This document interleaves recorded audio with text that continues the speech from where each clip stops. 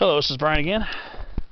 Well, here I am hiking along slight downhill grade. I told you there'd be some downhill, and this is gorgeous over here. This is what I call chaparral, buddy. This is chaparral at its luscious. Really thick stuff here. I think this is Ceanothus oleganthus. I always have trouble telling oleganthus and Ceanothus tomentosus, and I say even more experienced botanists sometimes have trouble telling between them because they can grow together sometimes and intergrade.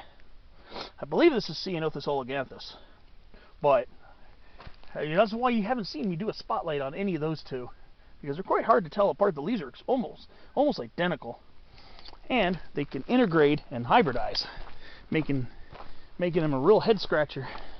So looking here on this beautiful lush north-facing slope here, we got canyon live oak, I saw a couple coast live oaks, interior live oaks, lots of Ceanothus, and a type of pitcher sage called Lepicinia fragrans. So this guy here has a really pungent odor when you rub the leaves, and it's closely related to a plant a very local endemic plant in Orange and San Diego counties called heartleaf pitcher sage, which is a very rare plant. And I have a really short video clip about that along Main Divide, not that far from Beek's place in the Santa Ana Mountains in Orange County. So I'll have to put a link to that. But yeah, Ceanothus is blooming. I mean, honestly, it's felt like spring since. Mostly felt like spring since January, so actually February is quite summer-like. But force these plants to bloom quite a bit early. Everything's leafing out earlier. But here we go. And we got California laurel and Bellaria californica, born of its shrubby form. It tends to be more shrubby here in Southern California, but it does get to tree proportions, especially in really lush, wetter canyons. One place to see California laurel more in its tree form is along the old Mount Wilson Trail from Miramonte Avenue and Mount Wilson Road. You just hike up to the old Mount Wilson Trail from that junction, and then you start hiking up, and once you get out of the chaparral into the north-facing slopes in the forest, you'll see some pretty decent tree-sized ones. Still waiting for the day where I'm going to see a really huge one. But I think you're going to have to be in a lower elevation canyon for that. But hopefully one day I'll get that lucky. I know if you go in central and northern California, they can get huge. They can get over 100 feet tall from what I've heard and read. But we'll see whenever that comes to be. And then there's another genera of plants I always have trouble with. Manzanitas. The Arctostaphylos. There are some species I can tell right off the bat. There are some species and even varieties and subspecies of species that I have trouble telling apart. Up here in the San Gabriels, the ones that I find troublesome in identifying Arctostaphylos glandulosa versus Arctostaphylos periana, and we have Arctostaphylos periana and Arctostaphylos glandulosa. And Arctostaphylos glandulosa, the Eastwood manzanita, has a huge variety of subspecies. Oh, looks like we have a little coulter pine sapling here. Nice. So yeah, Arctostaphylos glandulosa can be very troublesome. Very tough for me to separate the subspecies. So you're thinking, oh Brian, didn't you do a spotlight on that back in February last year? Yes, I did. I did a spotlight on the typical subspecies, which is the only subspecies found in the Santa Ana Mountains along the border of Orange and Riverside County. That's the only subspecies vouchered there, so I knew it was Arctostaphylos glandulosa, so there wasn't any doubt there.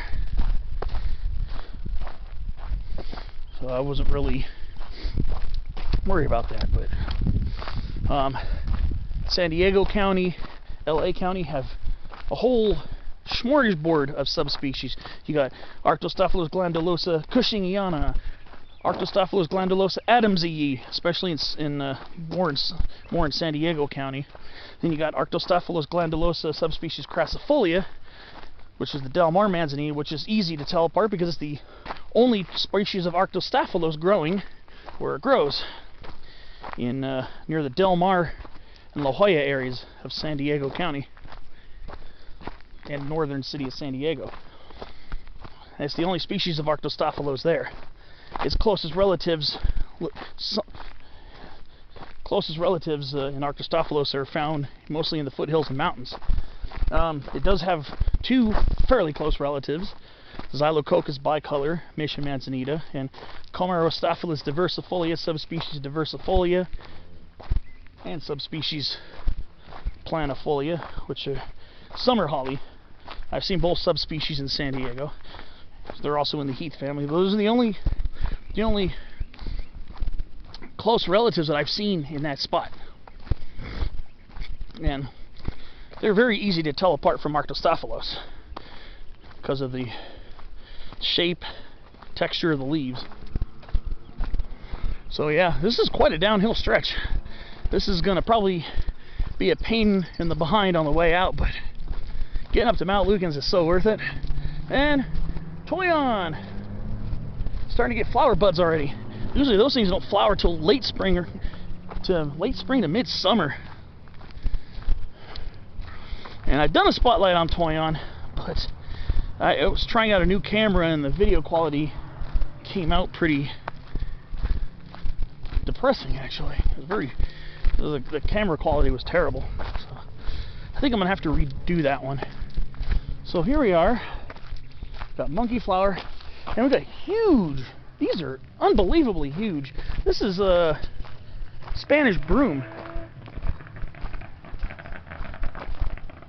This is Spanish broom. This is a non-native plant that has escaped from cultivation and from roadside seeding to try to help stabilize the soil. This Spanish broom is about 10, 12 feet tall in spots. I didn't know they got this big, but these things are monsters. These things have been around since the station fire, and they've developed these large trunks. They're almost like trees, for crying out loud. Unbelievable. These are not natives, so just be aware. But you come here in the right time of year, during the later spring, when these things are blooming, the smell, it's a delightful smell. It's a very sweet fragrance. But with the sheer numbers of this plant, I imagine it's probably going to be quite overpowering at times. They kind of look lanky when they get older. Not as quite as dense. They're not supposed to be extremely long-lived, but these have been here probably since 2010. You know, the spring after the station fire. And then we got some Aleppo Pines planted along here. Some beautiful Pinus halepensis. Another non-native, but you know me, I love my pines and conifers. Canyon live oak. I've got some interior live oak thickets over here. So it's nice to have a little north-facing slope, so when I have to climb it back out later on, when I have to do the climbing back out later on, I'll have maybe, depending on the angle of the sun, maybe some shade. Here's a very nice interior live oak. And this is the shrubby variety. The typical variety here in SoCal. Quercus wislezenii variety frutescens. They can form these very large thicket-forming shrubs, occasionally small trees.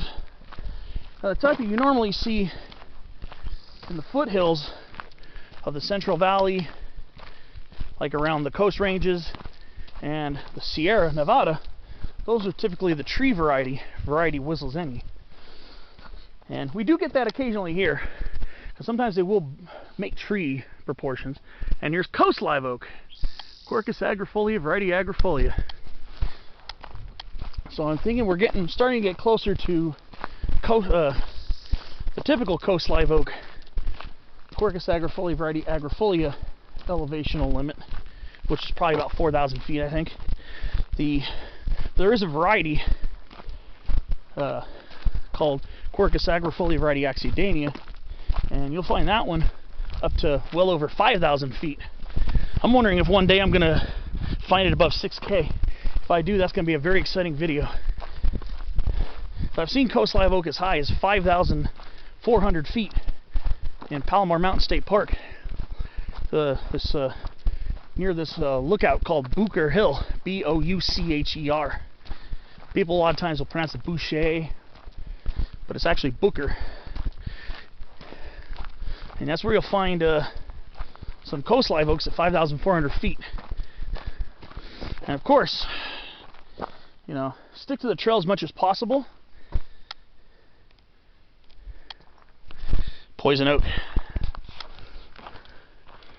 especially below 5,400 feet. That's where you got to be looking out for it.